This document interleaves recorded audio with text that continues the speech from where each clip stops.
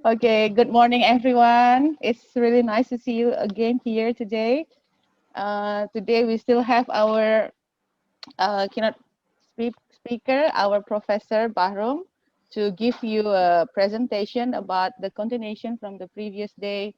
It's about the effect of COVID-19 on the Malaysians small medium enterprises. Assalamualaikum warahmatullahi wabarakatuh. I hope everyone in a good condition. So. So today we will go directly to the presentation from Professor Bahrom, and then at the end of this event, we will have our dean to have the closing remarks. Okay, so without further ado, please welcome Professor Bahrom. The floor is yours. Okay, thank you, Madam Yasmin. Good morning, everyone. Assalamualaikum and good morning, good morning to everyone. Uh, Coming back, Alhamdulillah. Again, I would like to thank the moderator, Madam Yasmin, for assisting us in this discussion. As I said, this is more of a discussion. It shouldn't be in the form of lecture, right? Okay. So you are free to ask questions afterwards, and you are free to give your opinions even. That is what this discussion is all about. So yesterday we talked about the issues of COVID-19 in Malaysia and how much it has affected the life and the living of the people of Malaysia. And I believe we are sharing the same experience. Right? Looking at the way that we are doing now, the way they're meeting now, this is the results of COVID-19. We have to be separated in different places. Everything is done on online, and at the same time, not only that our lives have changed, the uh, conditions of our business operations have also changed. They have also been affected by this pandemic. And the longer it is now, then we see the bigger problem that we're facing in future. Right? There are some good things that come with this pandemic. At least now we are more uh, technology savvy. At least now we know how to use the internet. We know how to use all these different kinds of platforms. At least nowadays we are quite concerned with our hygiene. We are asked to clean our hands, wash our hands every so often. Uh, at least now we stay at home even more, right? Before this, everybody's out of the house, but now everybody's at home for a very long time even. At least now this is the time that we try to improve our bonding between family members. Okay, so behind all this pandemic, there are still some good things that we can benefit from it. Okay, so enjoy while it lasts, and we do not know how long it's going to last, but hope that it will give us as much benefit as it is causing us trouble. So today what we will do is we look at the sorry, yesterday also we talked at the problem with this SMEs. And today what we will do is we will look at the assistance of the government, what the government has been doing in terms of relieving the people and the businesses with the effects of this COVID-19. And I believe every government has done the same thing. As I mentioned yesterday, Malaysia, we have a lot of stimulus package that we have created for people. And I believe your government is also doing the same thing. It's just that perhaps the difference between all these countries, I think almost every country have their own stimulus package, but the size of that stimulus package may not be the same. In Malaysia, for example, we spend about 10% of our GDP for the stimulus package, right? 10%. In the case of Indonesia, if I'm not mistaken, you spend about 2.5% of your GDP, depending on depending on the reserves that we have. Singapore, for example, even though it is such a small state, right? But they're spending about 20% of the GDP for this stimulus thing, right? In the US, they spend like 10.9% or 11% for that matter. So these stimulus packages and all those different kinds of assistance given by the government is for the purpose of boosting the economy, right? Assisting all these SMEs, assisting the people who are affected by this pandemic. And it is rightly so that the government should be more proactive. The government should be more concerned, because we are talking about the future of the country, right? We mentioned yesterday that as far as SMEs is concerned, they are actually the backbone of the economy. So should anything go wrong with our SMEs, they are not operating for reasons of this pandemic, then we would have a big problem later on. So that's why governments are very concerned about assisting these SMEs. And even more, we as the common people, the government also pay serious attention, right? They do understand that a lot of us have lost our jobs. A lot of us have our salary being cut. Some of us have been terminated.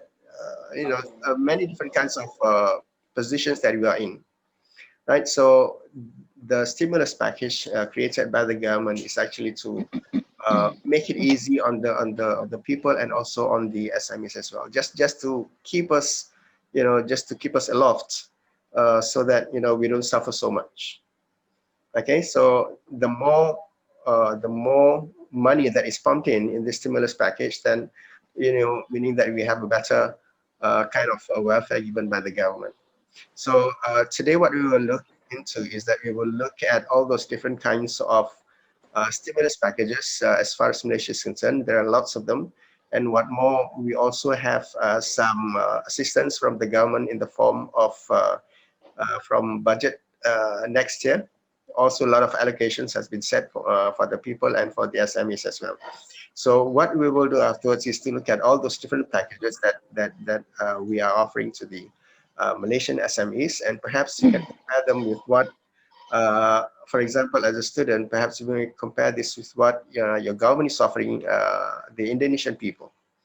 Right? Comparing is nothing. At least we know the maybe something that you can learn from both countries, right? Indonesia and Malaysia.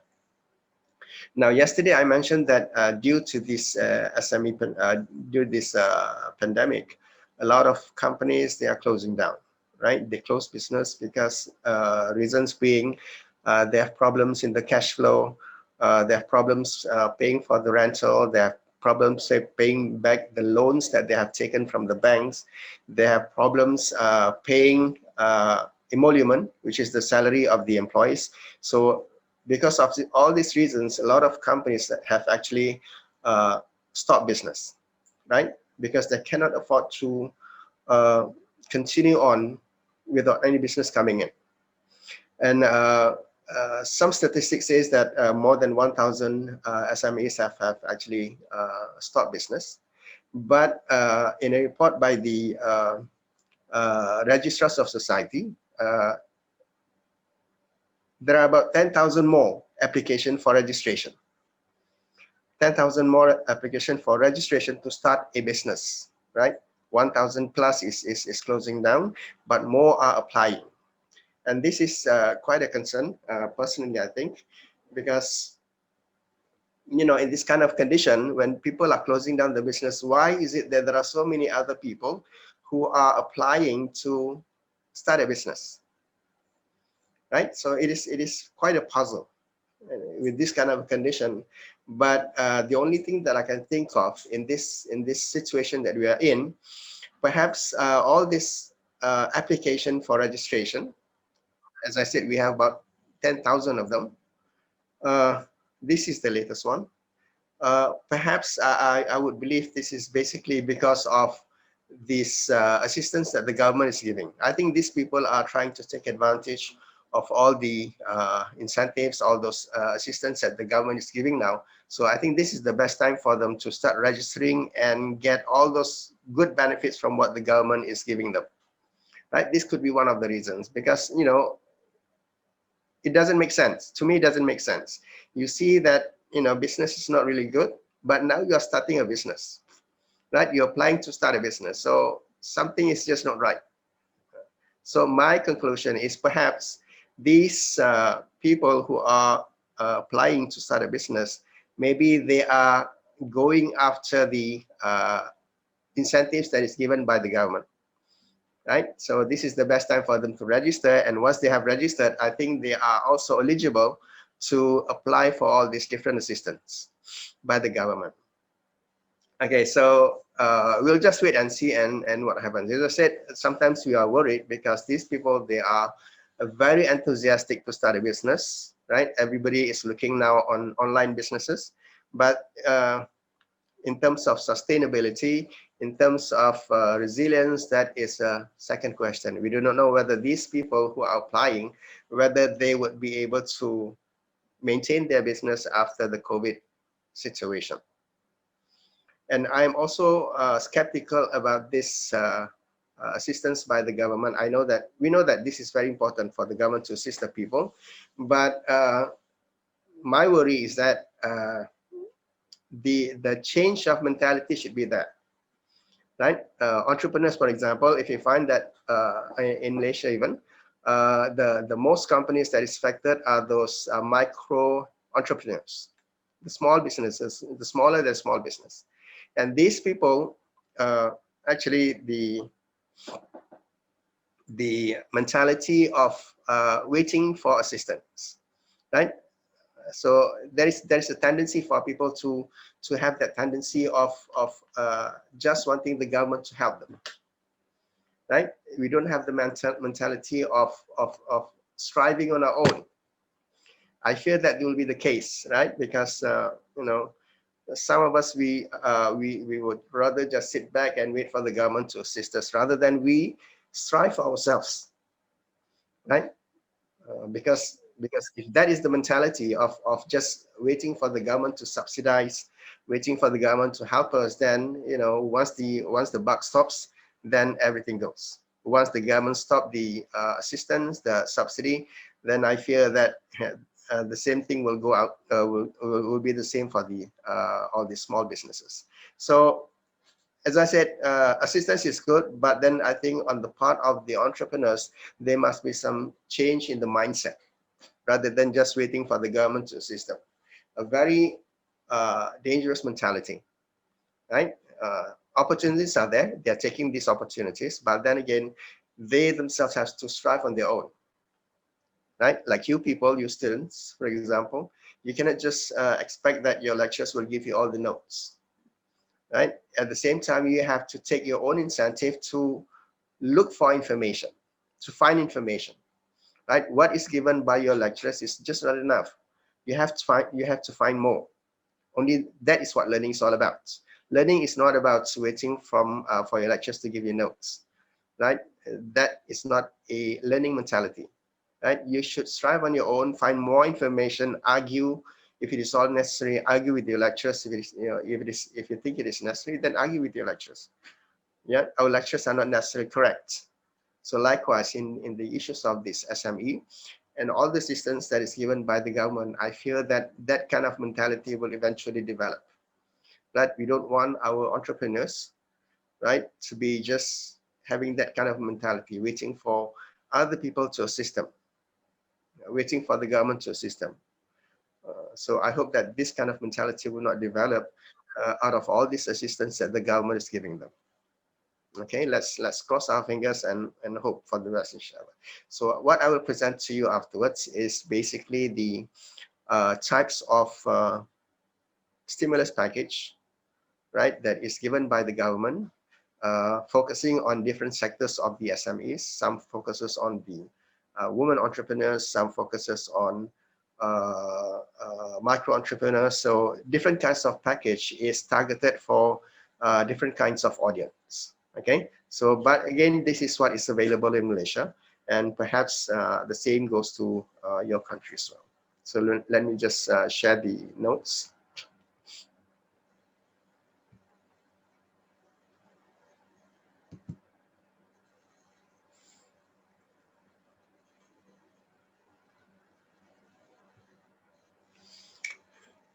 Okay, so the assistance for SMEs during and post COVID-19 Malaysia and the way forward.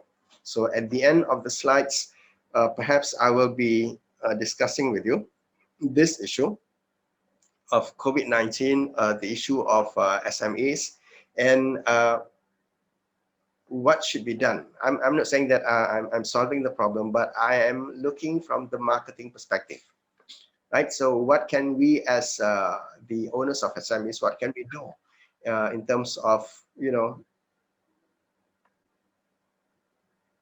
staying alive during this kind of a period, right? What should have been done? What kind of strategy should be taken so that, you know, we are able to sustain ourselves rather than wait for other people to assist us. And for businesses, I believe that this is the kind of mentality that we should have.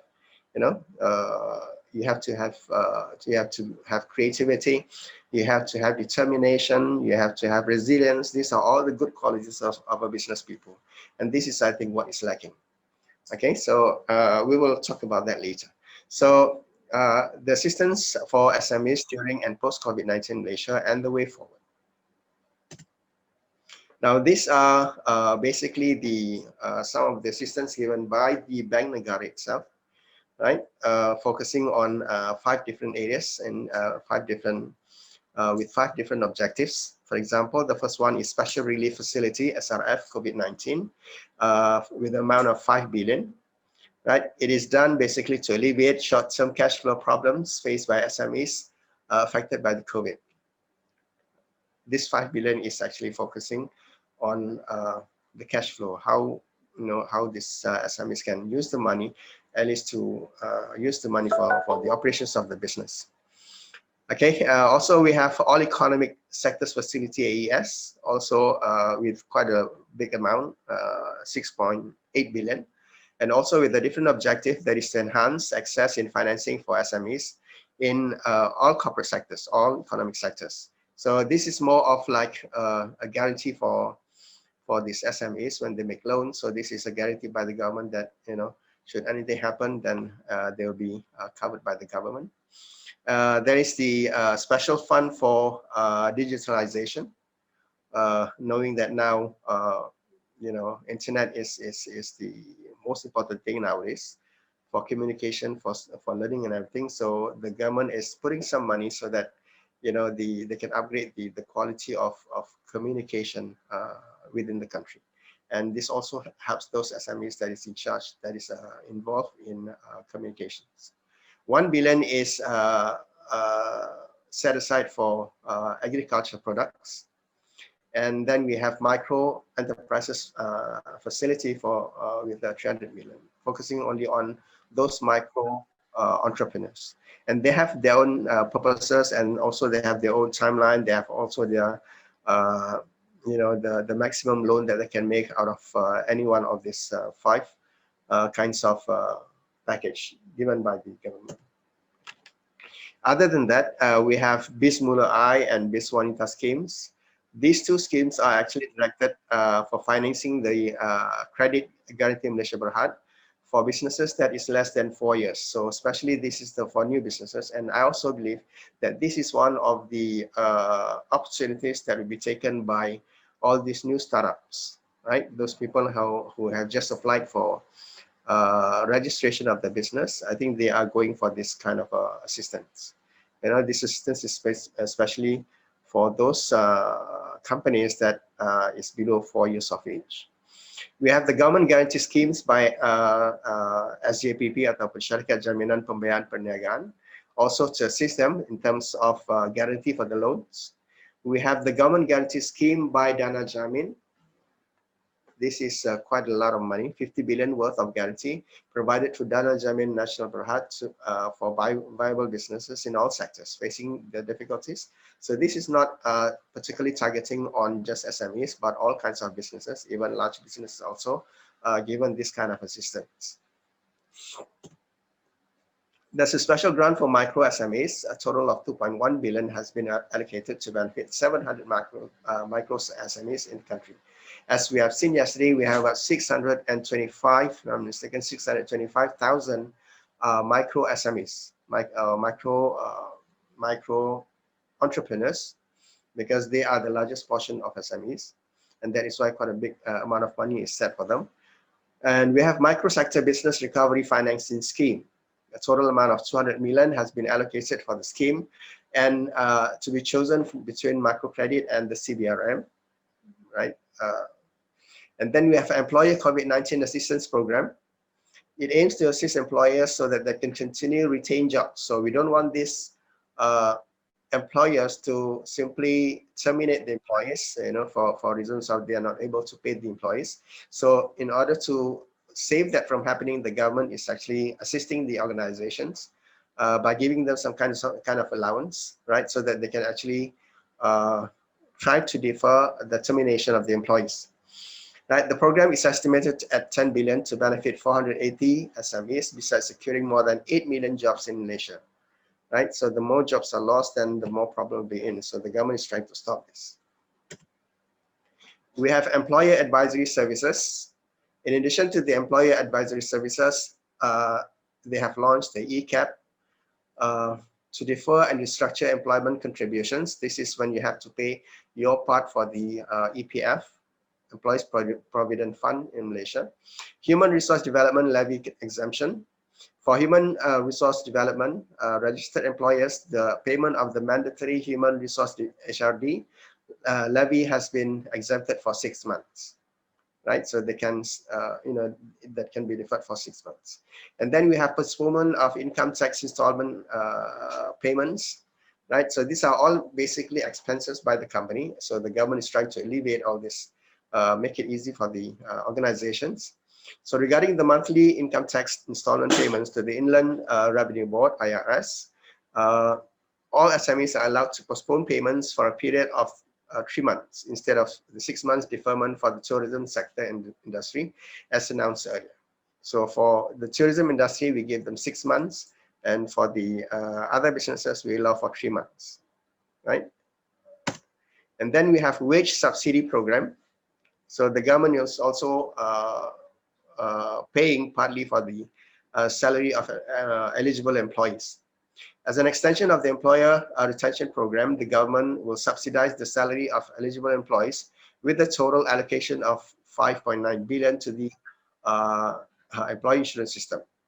And then we have I Take Up program. It's also another program which is the collaboration between Bank Islam and also the Majlis Agama Islam Wilayah Persekutuan, also aim at assisting all these SMEs. So these are basically the economic stimulus packages that is designed for a short-term period, during this COVID situation, so that it will assist the SMEs to at least survive and maintain their business until this problem is over. So on top of that, next year there were a lot of other promises given by the government from the budget 2021. Also focusing on the SMEs as well. Okay, so for example, these are funds that is allocated to support entrepreneurship by the millions. For example, the first 150 million will be allocated for training programs. And I think this is very important because as far as entrepreneurs are concerned, especially the micro entrepreneurs, what they lack is, as research says, some of them they lack the experience, they lack the knowledge, they lack the business knowledge. So perhaps this training scheme allowance given by the government is rightly due for them, so that they be more prepared with business knowledge. Another 150 million will go towards the Shop Malaysia Online initiative, and 35 million for Malaysia-made products. Right, that will save us a lot of money. 95 million will be allocated for microcredit financing. 4.6 billion will be allocated to empower women entrepreneurs. For your information, most of these SMEs, they are owned by women entrepreneurs. About 70 to 80% of them, they are owned by women entrepreneurs. So that is why the government are very concerned about this. 2 billion is targeted aid will be provided for SMEs, and tax incentive for certain industries will be extended for until 2022. 1 billion will be allocated towards encouraging investment. Those in the agriculture sector, somebody was asking about agriculture sector. Those in the agriculture sector will have a slice of the 60 million for modernization programs in the supply chain, and 100 million for high impact and high value agriculture and livestock operations. This would include machines. This will include all those materials that is required for agriculture. In terms of wage subsidy, the government is also assisting organizations as SMEs in paying partly for the salary of the employees. So 1.5 billion is to extend wage subsidy program for another 3 months in targeted manner, particularly for those in the tourism sector. For information, also the most affected sector in this SME is the tourism sector. We talk about all those chalets, we talk about hotels, we talk about even big ones like all those airline companies. These are the most affected because business is not there. People are not moving around. An estimated 70,000 employees and 900 workers are expected to benefit from this. Right, so the government gave a subsidy of up to 600 ringgit for one employee, depending on the situation. So add on employees who have fresh graduates. So as I said yesterday, as far as these companies, uh, the government is willing to assist them in terms of paying for new employees. If they employ new employees, then the government will pay 1,000 ringgit for each of this for 3 months. Right, so this is the time when I think the opportunity taken by a lot of SMEs to to recruit more employees because they actually paid by the government, at least for the first 3 months. So hopefully then after that they'll be able to stand on their own. This is Penjana Kerjaya incentive, also part of the budget 2021. Employees will be given an additional incentive of 20% to encourage job opportunities for people with disabilities, those who are unemployed long-term, and workers who have been terminated. So as I said yesterday, even though we see that a lot of people are being terminated, at the same time, we see that the employment rate is increasing, perhaps because of this incentive, right? The employers, the SMEs, they're trying to take advantage of all the assistance government is giving to system in paying for the employees. For the sectors that have high reliance on foreign workers, such as those in construction and plantation sectors, special incentive of 60% of the monthly salary will be provided. 40% of that will be channeled to the employees, 20% will be for the local employees. These incentives will last for a period of 6 months.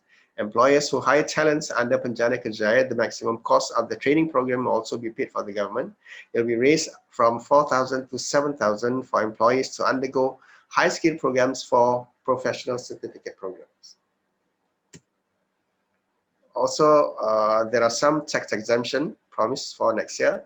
Companies that hire senior citizens, this is what I said yesterday, even senior citizens are considered for this. The companies that hire senior citizens will have a tax exemption. Meanwhile, companies that hire former convicts and even drug addicts will have an extension of tax exemption. I do not know whether this is possible, but whether the companies will take this offer. But looking at the situation now, perhaps this is also one good incentive for organizations to increase the number of employees. And even now, they can even employ convicts and drug addicts to become part of their labor force. To support high-tech and innovative companies, a high technology fund of 500 million will be provided by the Bank Negara to support high-tech and innovative sector companies. Those companies that is involved in IT, they get the benefit of this. Local productions, local-made products. The National Development Scheme worth 1.5 billion will be allocated to support the implementation of domestic supply chain. The Human Resource Development Fund will levy the exemptions for companies in the tourism sector and those that are still affected by COVID for 6 months. Okay, this is quite boring, I know, but this is just to show you the kind of assistance that the government is planning to give for our SMEs. 1 billion will go towards a digitalization transformation scheme. As I said, we will do something with the information highway. 150 million in grants will be given for the digitalization and automation of SMEs. The government also allocate nearly 1.2 billion for microcredit schemes. I think that is about all that the government is willing to give. Then we have boosting crowdfunding. Crowdfunding is another way of getting people to invest. Those people with large amounts of money, they don't know what to do with this. They can take part in this crowdfunding, whereby they would invest and tax 50% exemption tax will be given based on what they have invested in any company. 30 million will be allocated to a matching grant that will be invested into ECF platforms under the supervision of the Securities Commission. So the list goes on and on. I think there could be more than what we have looked at just now. Different kinds of schemes and different kinds of assistance that the government is willing to give to our SMEs. So hopefully all this assistance will be benefit our SMEs, and that they will be able to revive again once this pandemic problem is over. Now, looking at, as I said, looking at all those assistance by the government, I fear that, you know, that will somehow create the mentality of dependence. Uh, because we don't want our SMEs, our entrepreneurs to rely very much on what the government is assisting them. They themselves, as I said, they should have the energy, they should have the,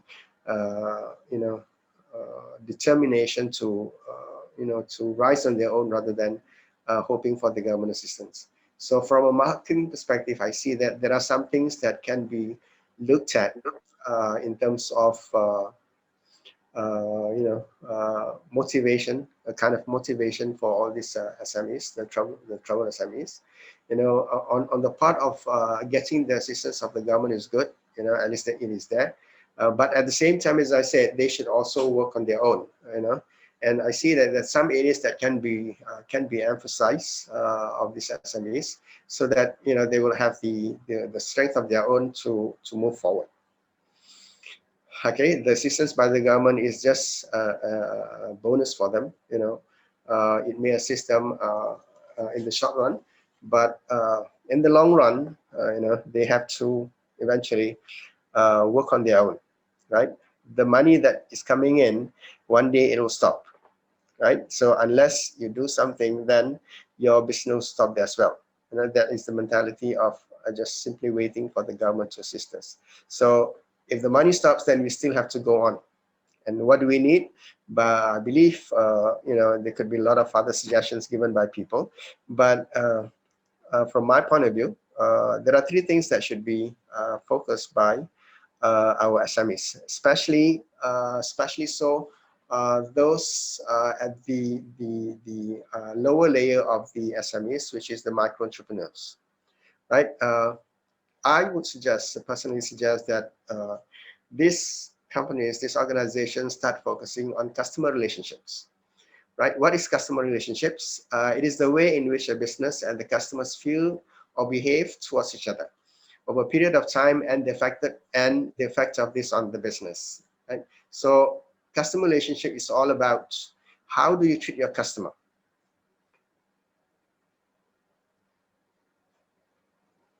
The aim of marketing is actually to create this relationship. At the end of the day, we want to have good relationship with our customers, right? And this relationship is based on trust. It is based on commitment. It is based on honesty. So as we deal with our customers, perhaps before this or after this, we should focus on customer relationships, right? Because in the end, if you have good relationship with your customers, we know that a lot of things will come as a result of good relationship that we have with our customers, right? The trust will be there. We are willing to help each other. Good customers, they will become our eyes and ears. They will assist us in terms of identifying what products is required. This will happen if we have good relationship with our customers, right? To the point that it is said that we should make our customers as our partner, right? So that they will assist us, because loyal customers, they will do everything for us, right? They will spread the good words about us, the positive word of mouth. Good customers will actually, they will assist us in giving us ideas. But this kind of relationship will only happen if we are truthful to our customers, right? So this is no longer a one-off transaction, right? Those days when we deal with our business, with our customers, normally the focus is more on making profits. But now people are seeing the importance of these relationships, right? So the more loyal customers that you have, then you don't have to worry about the new ones. It is said that 5% of loyal customers, they are they are better than 95% of new customers, right? If you have loyal customers, you don't have to worry about, you know, repeat purchase. And in this day of age, as we see the problems that we're facing nowadays, the issue of COVID-19, people are not leaving their houses. People have all the time, you know, they have many options at the fingertips. This is the time whereby your relationship with your customers will be tested, right? To what extent that your customers are willing to stay with you. To what extent that this customers of yours, they are willing to assist you, right? On top of that, despite all the challenges that they have, despite all the options that they have, you know, nowadays when you just turn on your computers, there are so many options available to you, right? And this is the time whereby good customers, they will stick with you. They will still buy from you, even though you know, they are faced with this kind of a situation. So I would emphasize for these SMEs to focus on customer relationships, right? Make your try to make your customers to trust you, and you should also be truthful to your customers, right? Helping each other, understanding each other. Both parties, the seller and the buyer, they should eventually, you know, create a win-win situation, right? So we respect our customers, the customers respect us, and this is the time whereby we need that kind of assistance from our customers, right? They will still be with us, they will still buy from us, even though they are faced with this kind of a situation, whatever situation they are in. But if you know that these people are our true friends, then you can rest assured that they will still be with us, right? So unfortunately, this has not been the emphasis for a lot of companies, right? Uh, I wouldn't say majority, but there are still companies that focuses on making profits, right? Without even considering the relationships. So relationships are very important, right? So relationship will go a very long way. So first is to focus on customer relationships. The second thing is that I would suggest that these companies to be more flexible and agile. And agility means that the distinct qualities that allow organizations to respond rapidly to the changes in the internal and external environment without losing momentum or vision. I think this is one of the biggest problem of our SMEs, right? Especially the micro entrepreneurs, because for the micro entrepreneurs, their businesses are very small. Normally, they are family-owned business, right? A small store, for example, you know, and this entrepreneurs, this kind of entrepreneurs, they don't have that, you know, not say they're not knowledgeable, but they lack knowledge about the business, about the requirement of a business, how to not just to run the business, but to manage the business better. Some of them, they are not creative enough to change, right? So in these situations that we are in, I believe that companies need to be agile. They have to be able to change the operations. They have to be able to change the strategy as the situation requires. Now that, for example, we have the issue of COVID-19, whereby people are buying online. So I think this is the best time that they should also change their business strategy and focusing on online as well, right? But unfortunately for small businesses, as I said, they are not actually exposed to this kind of a knowledge, how to actually transform their business into to be you know, to be positive towards the internet. Not people people selling kuih, for example, right? These are all very small businesses, and normally they are not really aware of the advantage of using technology for the business. So resulting in, you know, once one avenue is closed, for example, when people cannot move out, so that is the end of the business. That is why I believe that a lot of business close because of that reasons. They are not able to change. They are not able to be flexible enough to change according to the needs of time. So the government assistance in the form of training, I think that is a very good thing, right? At least more training is required for these people, not only in the areas of managing a business, but at the same time, I believe training in the form of using technology also is rather crucial for them to learn. At least with this, now they'll be able to respond quickly to changes. They'll be able to become agile and change the structure, the strategy of the business. And thirdly, I would believe that this organization should also go digital, meaning that now they should also focus on online business as well, not only just the face-to-face, but using the internet is one of those important things that is the trend now, right? Meaning that transforming business operations by leveraging digital technologies and the broader use and context of digitized data turn into intelligence and actionable knowledge. Perhaps the smaller ones, the ones that with a small number of employees, they may not be able to do this. But at least when we talk about the small and the medium industries, I believe they have actually focused on going digital.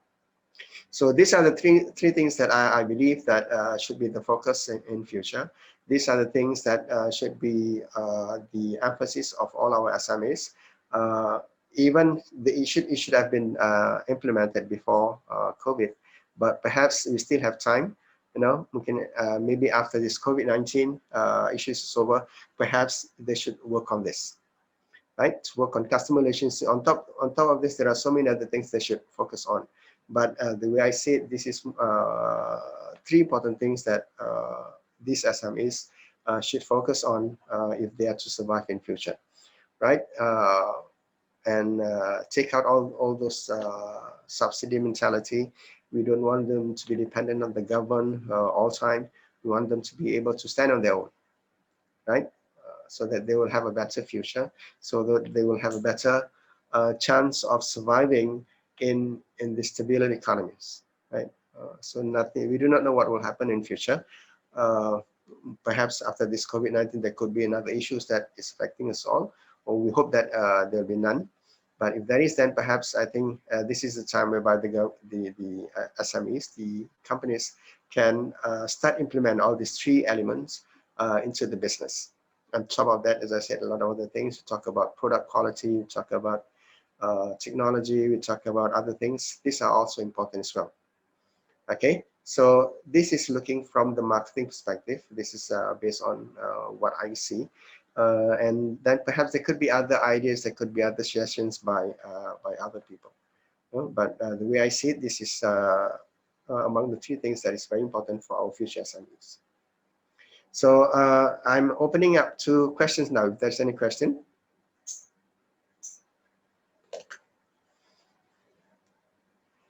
It is best if you ask questions rather than, I'm stating this like a lecture.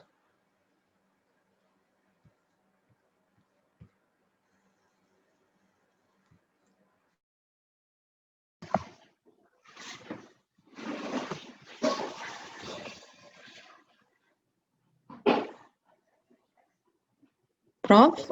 They can. Sorry, sorry, I couldn't catch up what you said just now, because suddenly your connection is like something wrong with.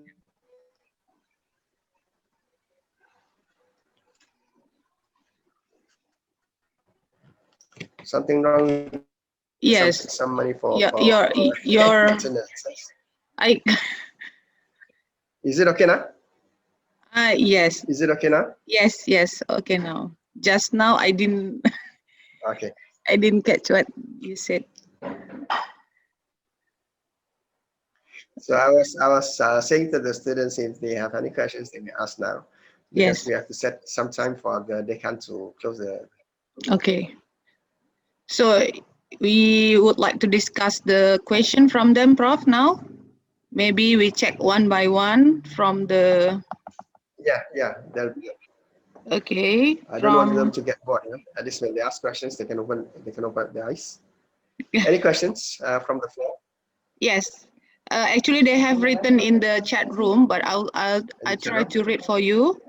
Yes, From please. Felicia. Felicia, are you there? If you want me to read your question or you want to talk directly to the professor, okay. I think you just read it. Okay, just read. Okay. Good morning, Prof. I'm Felicia from the Faculty of Economics and Business. Okay, I have question.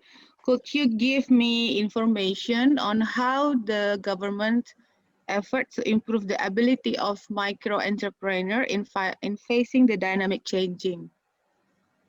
Probably she wants to know about the detail. Sure. Okay. As I've stated before this, all those lists, the long list of assistance given by the government, and it is targeted for different purposes, right? As far as the assistance are concerned, a lot have been focused on the micro entrepreneurs, for example, the Penjana scheme, the tax scheme. These are some of the examples of assistance given by the government for the micro entrepreneurs. Because as you look at the definition, uh, micro entrepreneurs are also included as part of the SMEs, right? It's just that they are at the bottom level and they are the largest portion. So assistance by the government is rather comprehensive. It covers all, but there are some which focuses only for the micro entrepreneurs, right? For example, like the training scheme, like the as I said, tax exemption, also cases like paying partly for the salary of the employees. So these are some of the assistance which covers almost all part of the SMEs, regardless of whether you are SME, whether you're small business, you're medium business, or even you're micro entrepreneurs. So basically, the assistance are some of them they are very much generalized. It covers everyone. So the list that I've given you before this, normally it covers the micro entrepreneurs as well. Yes, okay. Okay. I think Felicia, I hope the answer is fine for you. I think the next question actually is related with the previous question, but it's a more detailed. What kind of training from Fahruzi Hasibuan? What kind of training provided by the government for SME? Yes, for SME. Is there any follow-up training for them to update their skill? And is there any monitoring evaluation of the training impact? Like before and after training. Thank you, Prof. Probably is Okay. related actually. Right. As far as training is concerned, as I've shown you before this, a certain amount of money has been allocated for the training and retraining of these the owners of these SMEs, right? Training in the form of technology, training in the form of managing a business, training in the form of accounting. So different kinds of training are catered for different kinds of businesses. Depending on normally this is done based on request of the individuals. They request what kind of training they require, and the government will definitely, as I said, give some kind of training. We do have some institutions of learning that is catered for the training of entrepreneurs. We have Intan, for example. Intan is I would say that this is part of the government arm into training uh, the the government employees. They train all these entrepreneurs depending on what is requested by the people. And definitely, as I said, when training is given, definitely there'll be some kind of monitoring. There'll always be some kind of evaluation given to see the effectiveness of all these kinds of training, right? And normally, after training, there will be some officials who will be interviewing these entrepreneurs and to say just to make sure that they do learn something from that. It is not just a matter of being there, but at least they'll be able to implement what they have learned into their business environment, right? So as I said, whatever money spent, definitely we're going to see the ROI, right? So the government is doing this as well. Definitely there'll be some kind of evaluation to see the effectiveness of the training, right? Okay. So all kinds of training regarding, as I said before, this IT training, there'll be some accounting training, whatever is required, then this is what the government will offer. So that's the standard that the government will do the monitoring and Right, evaluation of definitely the yes, impact. definitely yes, Mhm. because money Okay. is spent. Mhm. Thank you, Prof. And then the next question from Johanna Agnes Saragi. Prof, I want to ask, I heard from media that a lot of people in Malaysia who are in need of those incentive or assistance for their business to keep going, but they don't receive it. More and more people falling into poverty because of the COVID-19, but they don't get any help from the government, even the most simple things. What do you think is this? Okay, it's a good question. This is something that you have to ask the top people. but this is rather sensitive issue, Of right? course. Because sometimes this is not the problem with the government. It is basically sometimes the problem with the you know the the implementation body, right? Mm-hmm. Sometimes the government have given all these different kinds of incentives, Mm-hmm. but whether it reaches to the right people or not, then that is also a question mark, right? That is not for us to question because that is between the government. And also, then again, those news that you have read, we have to be very careful because you have to look at the source of your reading. And Yes. sometimes it is written by the opposition party. Okay. Sometimes it is written by those people who don't like the government. There could be so many other Yes. reasons for people to write such things. But Mm-hmm. as far as the government is concerned, if they have promised this, normally that they will fulfill whatever promise that's made.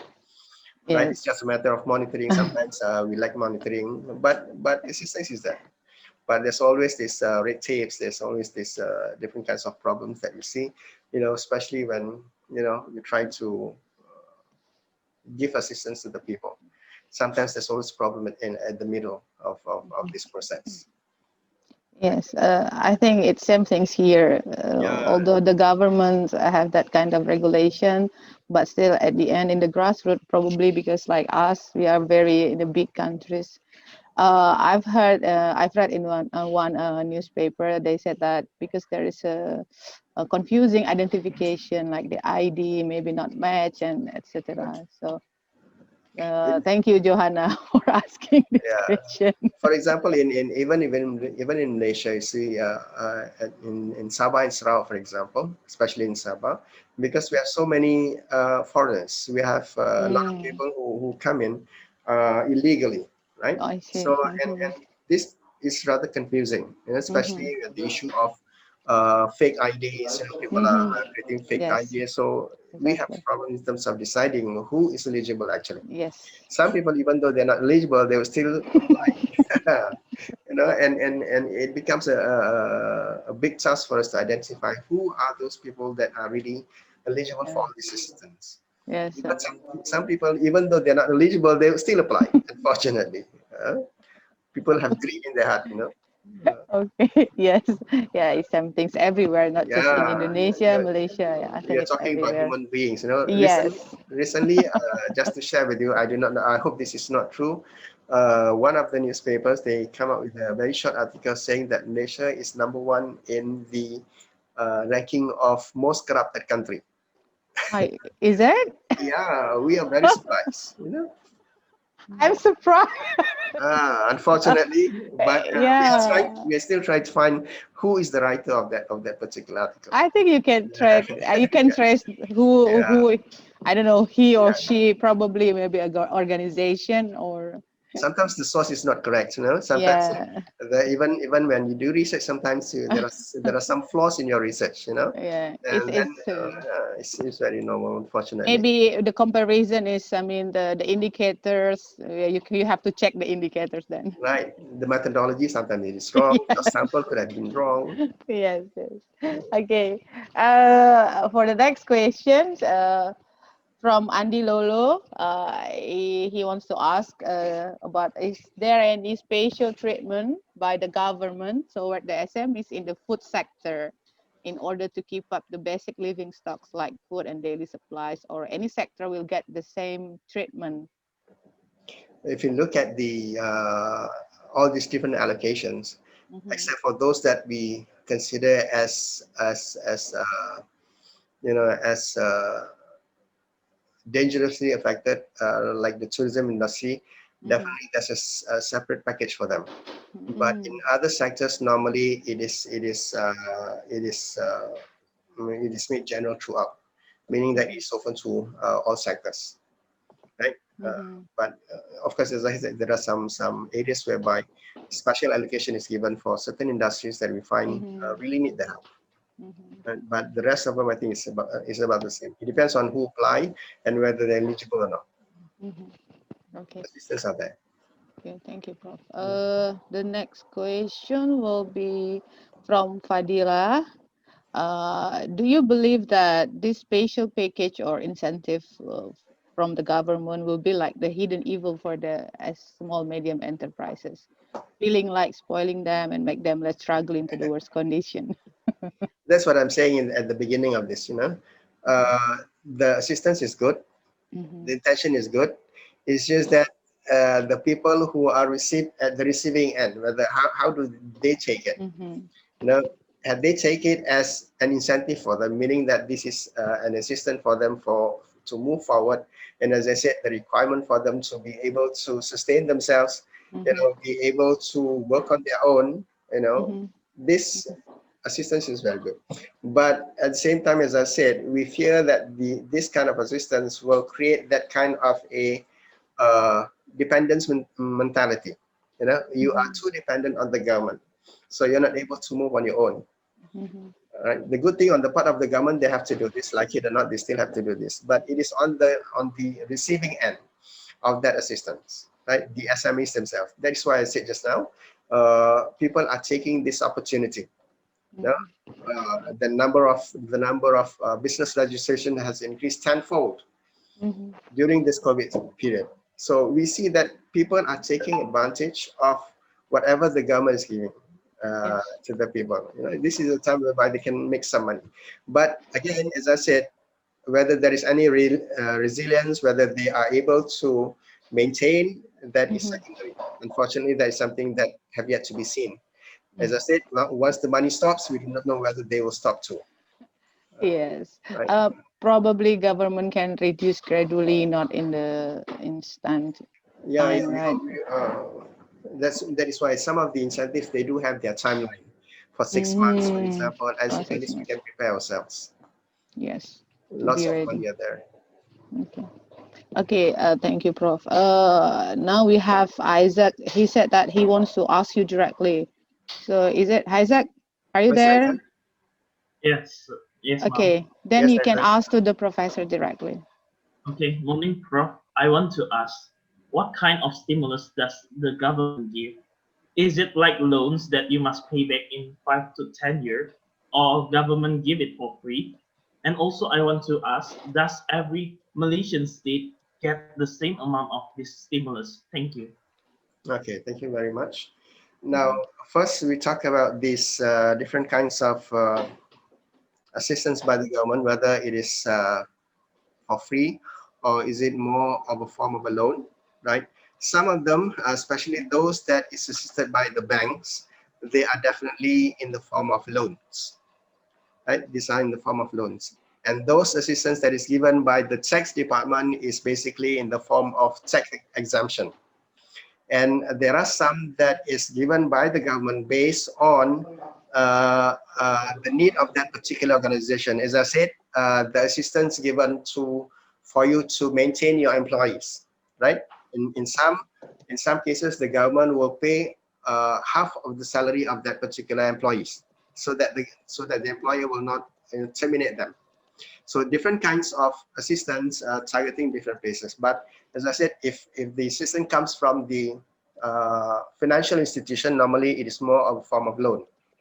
And the government also do offer some kind of loan to this SMEs.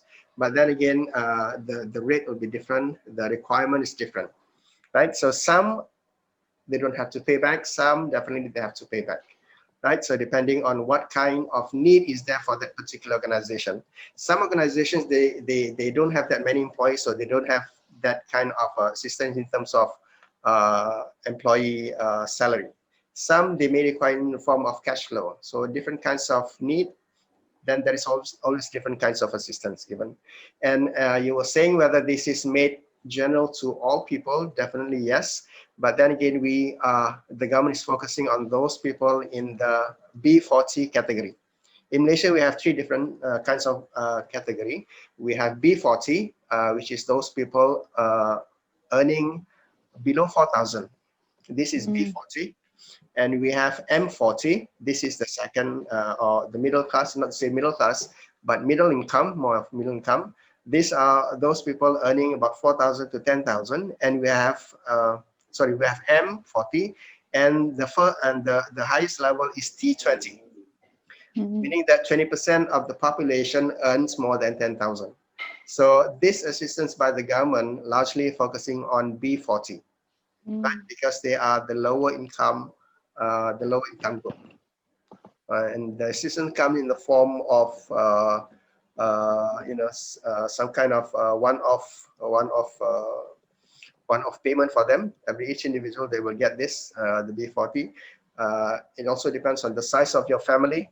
It also depends on what kind of condition that you are in. If they lost the jobs, then there is another kind of allowance given to them. Right. So meaning that I would say that this covers almost everyone, except for those in the as I said, the T20 or even M40 is also not getting that much help because they are not really in trouble, unless if they are terminated, then the government system. Okay, so different kinds of incentives, different kinds of stimulus given for different kinds of people. But I would say that each one of us will benefit from this this kind of assistance from the government. No one is spared actually. They are assisted in one way or the other.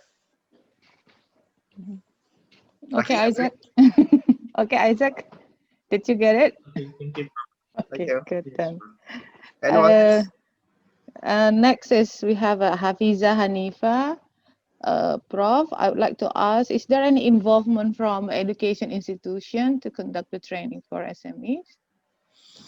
As I said, the government has their own training arm, but at the same time, uh, universities also, they do offer their services.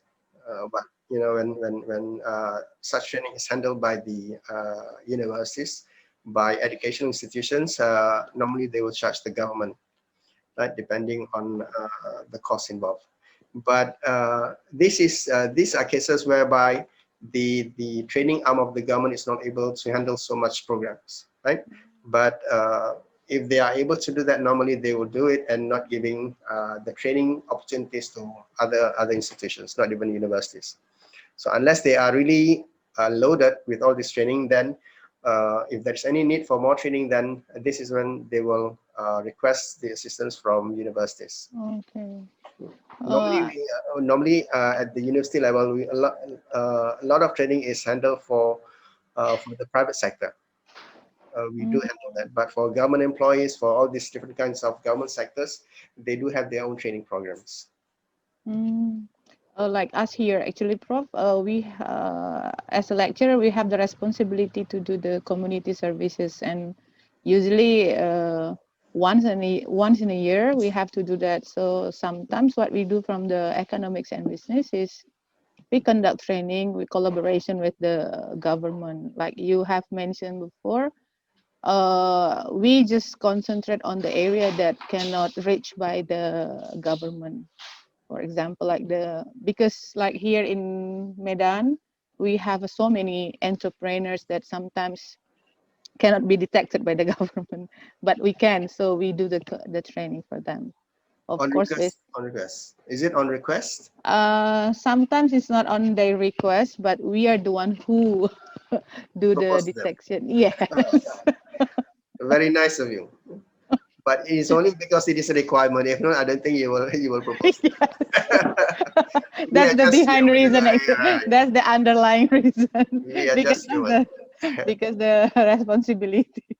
Okay, So so in Malaysia, we don't have yes, such. In Malaysia, we don't have such requirement, right? I see. Wonderful. Yeah. Welcome to Malaysia. But then again, we do it on a voluntary basis. Mm-hmm. Especially when we have students on campus, we do have a lot of programs that cater for this community services. Helping the local people, the communities around the campus. Yes. We do have that. but now everything seems to be stopped because of this COVID-19. But I hope Yes. they will continue again, inshallah. How- Yes. Okay, how do you do, Prof. Ramli? Oh, Prof. Ramli is already here. Yeah. Kabar Selamat Pak? pagi, Prof. Uh, Oh, apakah kita mau lanjut sebentar, Pak Dekan, atau kita langsung, atau Pak Dekan ingin menyampaikan kalau sesuatu? boleh. Karena di sini memang ada 2 pertanyaan lagi, tapi saya mengikut saja. Masih di mute, Pak. Isbir masih di mute itu, belum ininya, speakernya. Ya.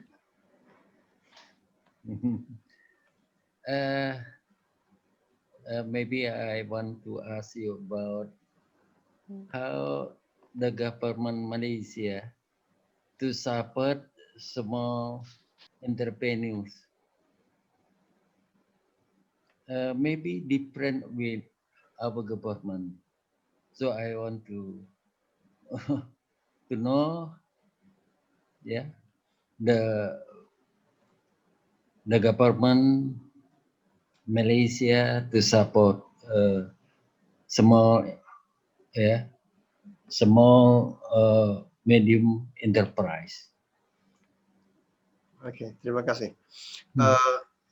Prof, kalau nak kita lihat, we take one simple example, nelayan, right?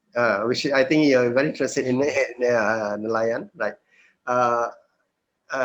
As far as Malaysia is concerned, this fisherman atau nelayan, compared to a lot of other countries, the nelayan in Malaysia, they have a lot of privileges given to them. Yeah. Right? Contohnya dari segi bantuan untuk boat, bantuan dari segi insurance, bantuan dari segi perumahan, bantuan daripada allowance bulanan.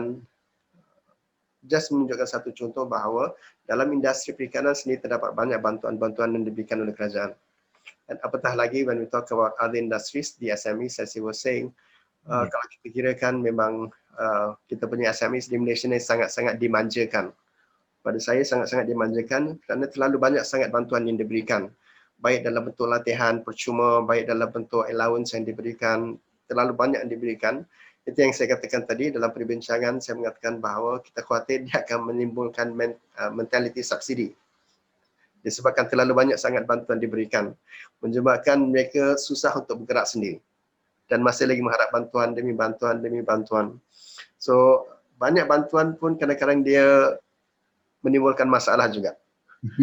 Sebab apa? Sebab dia tidak akan ada jati diri.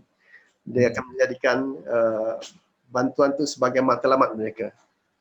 Tetapi memang setiap industri, setiap sektor dalam SMEs memang terlalu banyak bantuan yang diberikan.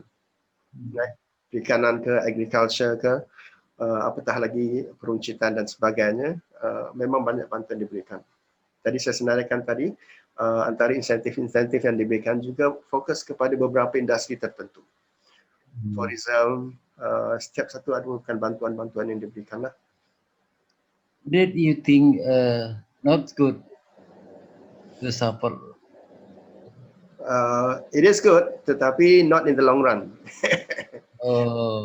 Kan ada pepatah Inggeris mengatakan, if you give me a fish, then I will eat fish for a day.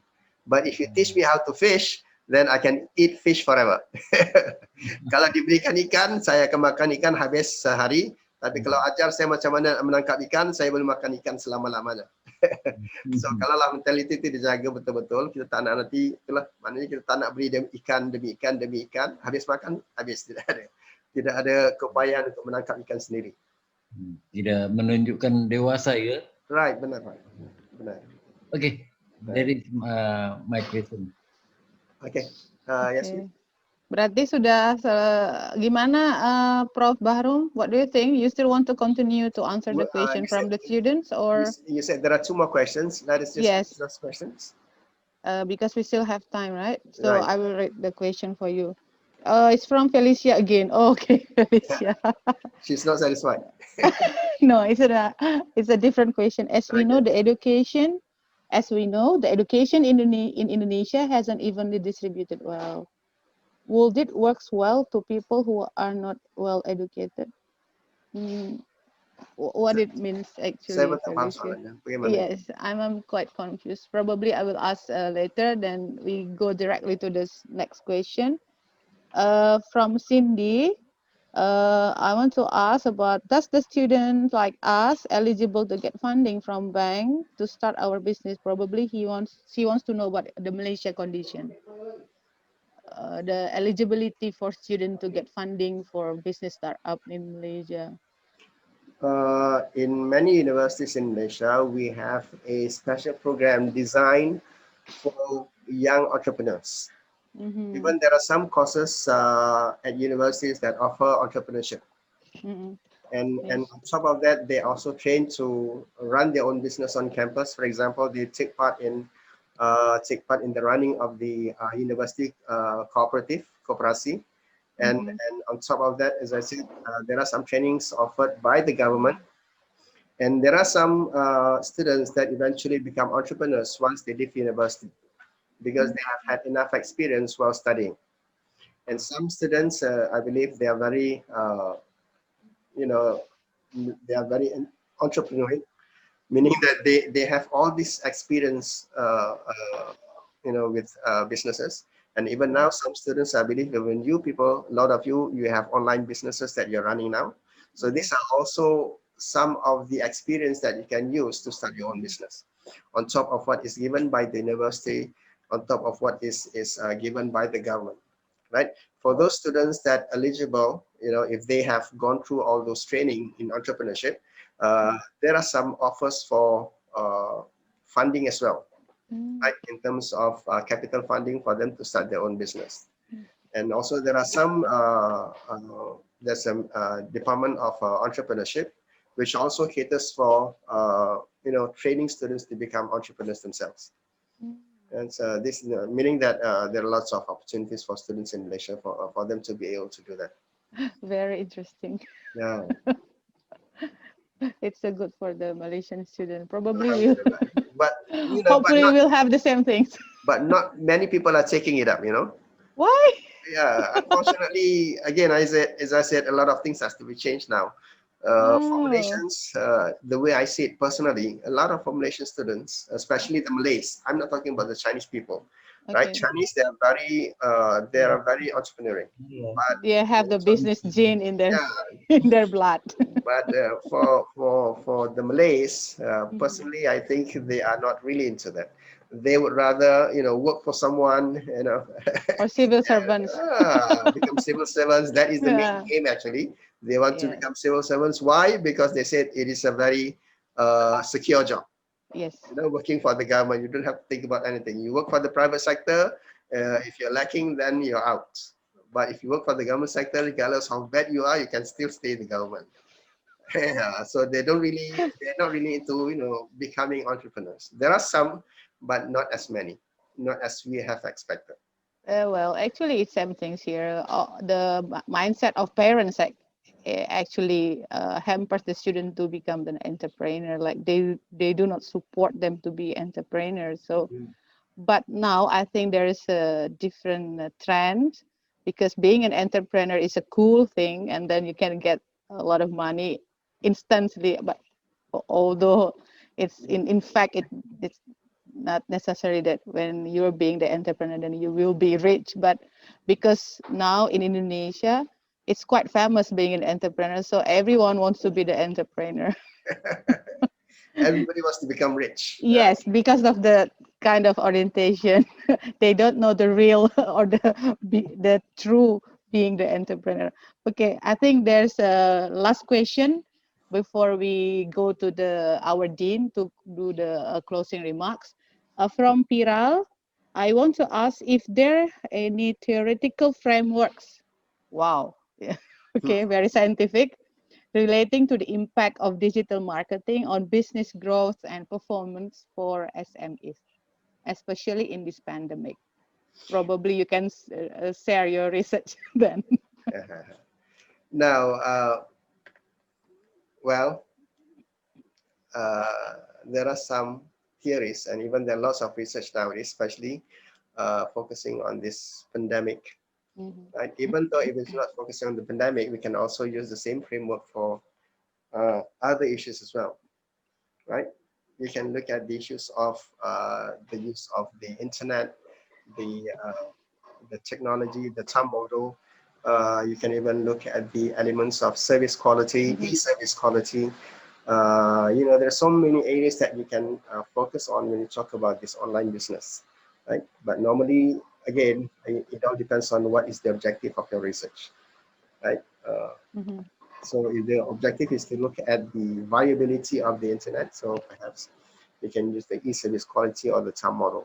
TAM model is actually looking at whether the computer or the website or even the software Is it the TAM? Do you mean the yeah, TAM, right? yes, the TAM model, the TAM TAM model, model. yes. Yeah.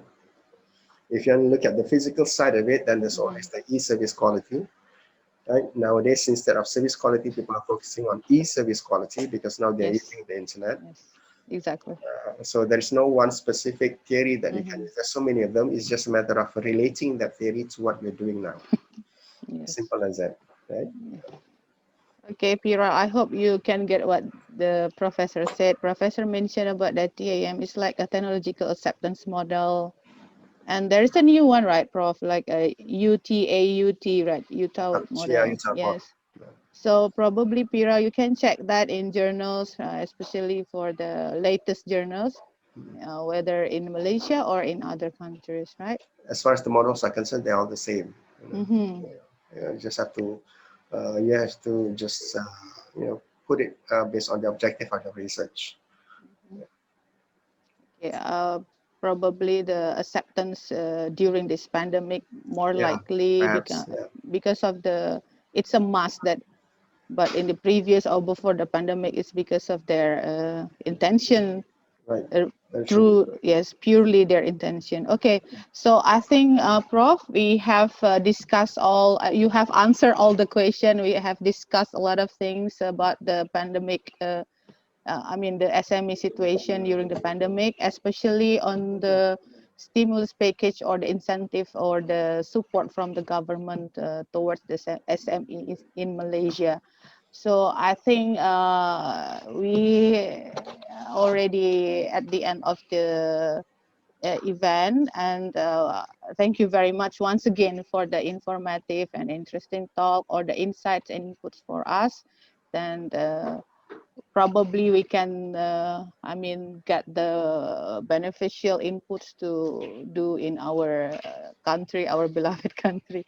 Although there is a differences, of course, but uh, I think the situation is quite the same, that we have we call it disaster actually. So I hope everything getting better and the pandemic will over soon and everything we can overcome this. I hope everyone can have a good condition, stay healthy, everyone. And then, ladies and gentlemen, now I think we can welcome our Dean to give the closing remarks of this event. Silakan, kami persilakan kepada Pak Dekan, Profesor Dr. Ramli untuk memberi kata-kata penutup pada acara hari ini. Terima kasih. Ya, terima kasih. Thank you. Assalamualaikum warahmatullahi Waalaikumsalam. wabarakatuh. Ladies and gentlemen, I believe these 2 days have been very interesting for all of us, and we already have with a fruitful insight for COVID-19 pandemic effect on small medium enterprise in Malaysia. We have learned a lot about small medium enterprise grow during pandemic from our amazing visiting lecturer, Associate Professor Dr. Baharom Abdul Rahman from UTM Terengganu, Malaysia. Furthermore, I would like to thank all of our participants and my belief and my beloved student for participate in this world-class visiting professor program. I believe this class have been a good thing of peace from our regular class as we aim for world-class university. Lastly, thank you for all of the community for organizing this visiting professor class and ensuring this event process a month smoothly. On behalf of community, I would like to apologize apologize for any inconvenience that occurred during this class. Even though this is our last class session, I want to believe that this is not goodbye. I hope we will meet again in near future, virtual or directly. I do hope we will be have more international collaboration opportunity in the future. Thank you, Dr. Baharom Abdul Rahman. Thank you, Yasmin, Khairuni Sahmutar, and all our participants. Thank you very much. Assalamualaikum warahmatullahi wabarakatuh. Waalaikumsalam warahmatullahi wabarakatuh. Terima kasih Pak Dekan. Thank you very much for the closing remarks. So, ladies and gentlemen, well, I would like to say highly gratitude to your active participation, yeah, our beloved students. And once again, it's really an honor for us to have you here, Professor Baharom, that you can share the situation during the pandemic for the SMEs in the for us here, and I really hope that, like the Dean said, that I hope this will be the start for our further collaboration, and it's really delightful if we can have another discussion with your students or with our students. Okay, and then thank you very much. Before I close this event, we have a photo session like usual as an evidence, Prof. Understood. Understood. Because this is online. Okay, so everyone, please turn on your camera. Yes, smile. Give us a big smile, right? Isbir or baby, please help us to take the photo. Thank you. I hope everyone stay healthy, especially during this pandemic situation. Thank you, Prof. Baharom. Can I say something, Yasmin? Okay, of course. Thank you. Please, Prof.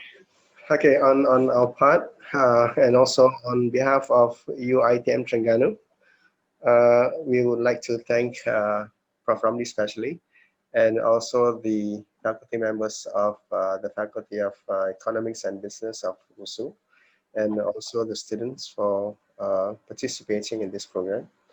And this is good for our collaboration, and we hope that we will collaborate more in future. Now we are focusing on research between USU lecturers and also UITM Terengganu lecturers, and perhaps next time we will be looking forward for USU students to come and study in Terengganu. Wow. We can have exchange of students. We can have exchange of students. I believe that will be very interesting. Yes. And I heard that they are working on lectures exchange as well. So everything is on the pipeline. So hopefully everything will materialize, inshallah, and that we will have a very good collaboration between us. Knowing each other is very nice, and we do appreciate this understanding between USU and UITM. So again, we are thankful for this collaboration, alhamdulillah, and hopefully it will go on further. And on my part also, I would like to thank the students. I wish all the students the very best in your future undertakings. right? So focus on becoming an entrepreneur. Again, remember that if you are an entrepreneur, focus on your customer relationships, focus on being agile, focus on going digital, right? So that could be the key for your success in your business in the future, inshallah. Okay, so study hard, study smart, and hopefully, inshallah, kalau dipanjangkan umur kita akan bertemu lagi, inshallah. So sekali lagi terima kasih kepada Prof. Ramli dan rakan-rakan di USU. Terima kasih dan Assalamualaikum warahmatullahi wabarakatuh. Waalaikumsalam warahmatullahi wabarakatuh. So thank you very much, Prof, for the Baik. remarks. So I think that's all for today. Assalamualaikum warahmatullahi wabarakatuh. See you Inshallah. again.